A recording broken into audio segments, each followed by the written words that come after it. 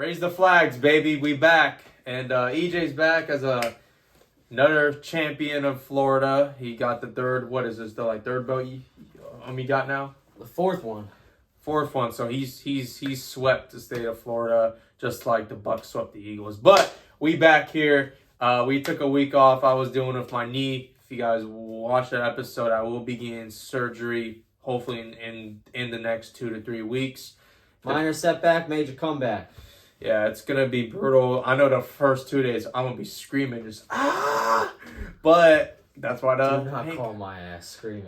Yo, motherfucker. Nah, so we back and playoffs have been crazy. How have you felt about it? I mean, obviously, you know, they started off good and then they ended bad for you. But how do you feel about the playoffs? I feel like this week stunk. And it stunk. Texans upset. Yeah, but the Packers games weren't upset. good. The Lions game was good. The Lions game was great. So the way I feel is all the games weren't good except for the Lions game. They were all blowouts, actually. That's what I mean. They were all blowouts. And I actually couldn't watch any football this weekend. As Seb mentioned, I was at a state boxing tournament, got my 4th state title, and the only time I could watch football was the Texans-Browns game. We came back after the first day of the tournament, and I turned it on, 2 pick sixes, bang, bang. Yeah. And then I texted you too, and I'm like, bro, Joe Flacco just threw. Man, I really thought the Browns had a shot at, going far. They just, I don't know what happened, man. Like I said, I wasn't too surprised because I did have the Browns winning the game because they do allow 31 points per game on the road. So let me ask you a quick question as an Eagles fan. Do you think this was Nick Sirianni's last game? No. Okay. I just want to put that out there because there's a lot of speculation. He made the playoffs 3 years in a row. He won the Super Bowl. You know he just had over 10 wins. who is out there, right? Bill Belichick? Yeah. Why wouldn't the Eagles want to sign him, man? They would probably love to, but you can't fire a coach like that. All right, well, let's get into it. I'm going to start us off with our Texans and Ravens prop here. I'm going to go Lamar Jackson over 284.5 pass plus rush yards, okay? In his last 3 out of 5 games, he hit this going over at least 12 yards or more on each of them. Lamar's average pass yards throughout the season was 229.9, and he had 7.5 yards per attempt, with an average of 51.3 rush yards a game in the regular season. Together, you are looking at 281.2 P plus R yards a game. It's pretty close to this line. The game is in Baltimore. And the Texans defense is coming off a massive game in which I think they don't have 2 great games back-to-back. And it is not indoors. That's big. The Texans play indoors, and this game's going to be in Baltimore in the middle of January. I wouldn't want to play there. And expect Lamar to carve up this defense, which I think is reasonable. So, Lamar Jackson, 284.5 pass plus rushing yards, hit the over on that. He also has something to prove. He's 1-3 in the playoffs. Yeah. He has 1 win, and that was against the Titans, so he's got something to prove, and I think he wants to do that. Okay. All right, that brings my prop, and I'm going with the kicker. Kyle Fairbairn, over 5.5 kicking points. I'm starting to like Very low for a kicker. Very low for a kicker, who has been averaging 8.6 kicking points in his last 5 games. He's also gone over this mark in 3 out of 5 games, and one of those games, he hit 5 kicking points, which is just under the 5.5 hook. So he is right there. Also, he is averaging 8.6 in 5 games, like I said, and he's playing a Baltimore team that gives up 8 kicking points per game on average at home. That's pretty. So you average 8.6, and you're playing in a matchup that averages 8 points per game, and you only need to go over 5.5. I like Kyle Fairbairn to go over that 5.5. They do allow 6.5 on the road, but this game is being played in Baltimore where they allow 8. Like I said, I like this matchup a lot. Hit Kyle Fairbairn over on that prop. All right, now to our score prediction for this game. I got the Ravens winning 31-18. Ravens are 9-point favorites with the point total set at 44. pretty low for a Ravens game. Lamar is 3-0 versus the Texans in his career, and this is by far the best overall team that Lamar has had. He finally has weapons around him and a healthy defense who have been stellar throughout the year. Baltimore are the number one team in opponent points allowed a game at 16.5, and at home they only allow 17.8, with the Texans averaging 23.4 in regular season and only 19.5 on the road. But they only allow 20.8 overall and 21.3 on the road. So this game's going to be really tight for a little bit, but the Ravens do pull away. And it really comes down to Lamar versus CJ Stroud, which I think Lamar has the upper hand since Stroud is a rookie, but he has been phenomenal this year, and he's definitely proving us too wrong about Ohio State quarterbacks. I believe in him now. And he's going to have a great career. But Lamar ain't no Flacco. So Texans will be back here for years to come. But this bout, as they say in like boxing, goes to Lamar and these hard-hitting Ravens. Nice. I like that. And I'm going to agree with Seb on that. And we actually have a pretty close score prediction, as I got the Ravens winning 32-24. So I think the total score, because you said 31. It's at 44, the total. Yeah, I think it's going over. And the reason I think it's going over is because when the game's being played in Baltimore, the over-under score is averaged at 49.4 points per game.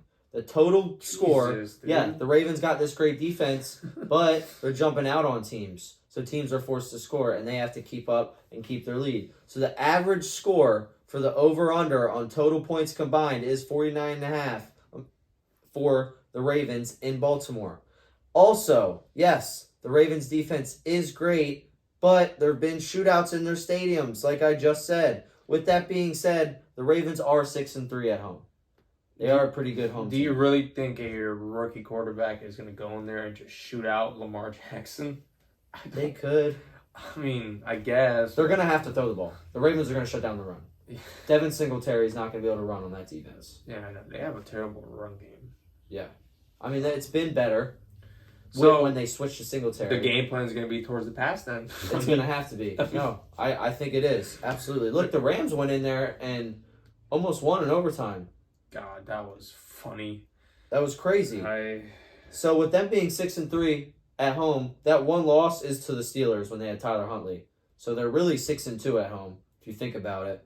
Also, I think the difference in this game, because yes, the Texans are hot, and yes, the Texans are a very good team, and are playing with fire, and are very fearless and young, and have that new coach, is the Texans' run defense. Okay? That is very much improved.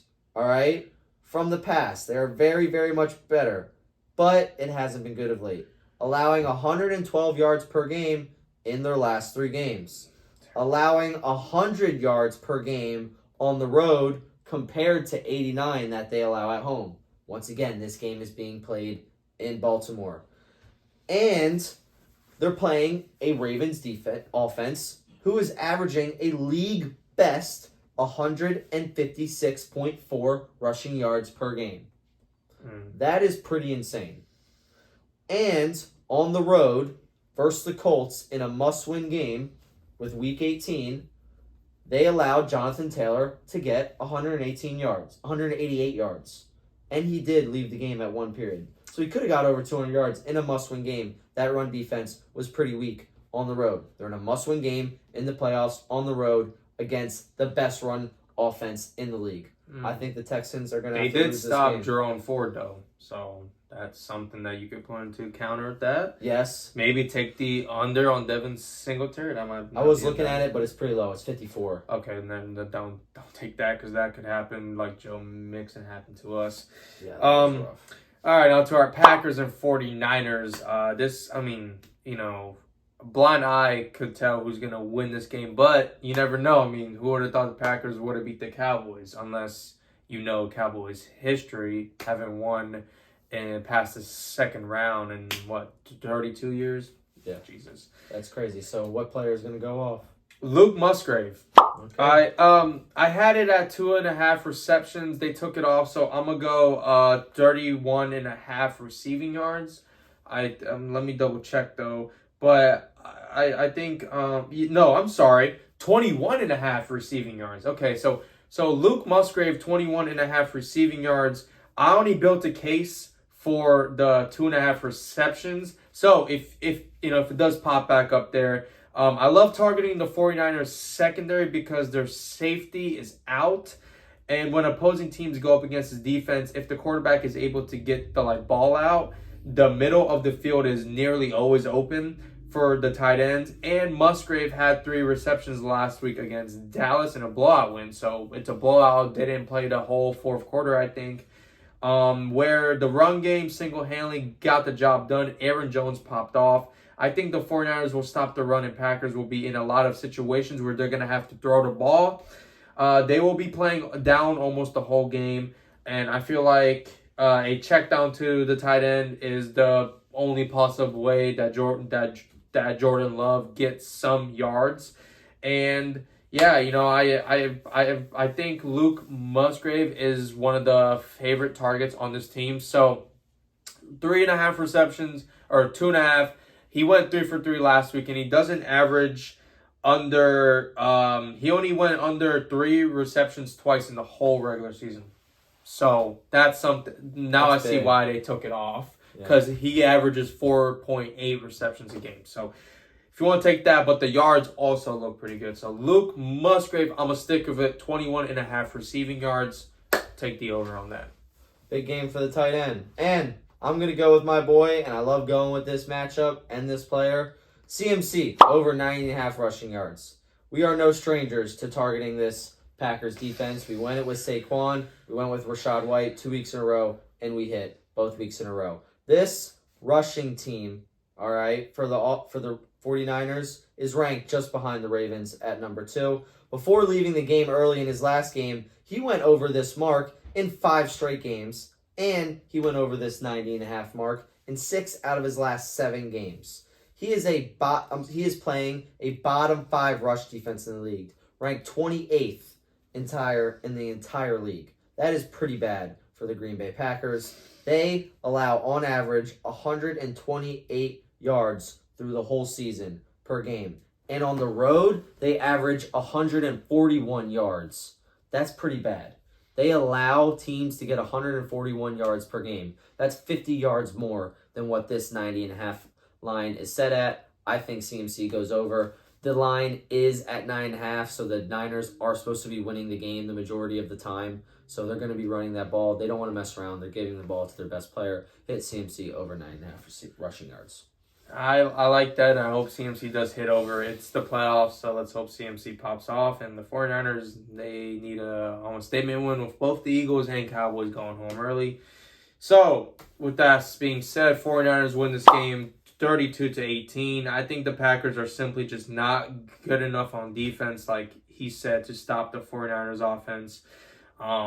It's going to be a blowout, I think, but I have the score being a little bit closer because Packers do compete. The Packers have the worst run defense in the league, and CMC should have himself a game, along with a number of weapons for Purdy to launch to. 49ers are 10-point favorites going into this game, and the Eagles and Cowboys out the way. I don't see them losing on the road to the Super Bowl. I really don't. Love is a fairy tale story this year, and it's fair to say it ends in Santa Clara. 49ers have also won 4 straight playoff games versus the Packers. Yes. Matt LaFleur has never beat Kyle Shanahan, and yes, the Niners are on a 4-game win streak, destroying the Packers when they had Aaron Rodgers. And I think that continues, and I think the 49ers win this game 35-24.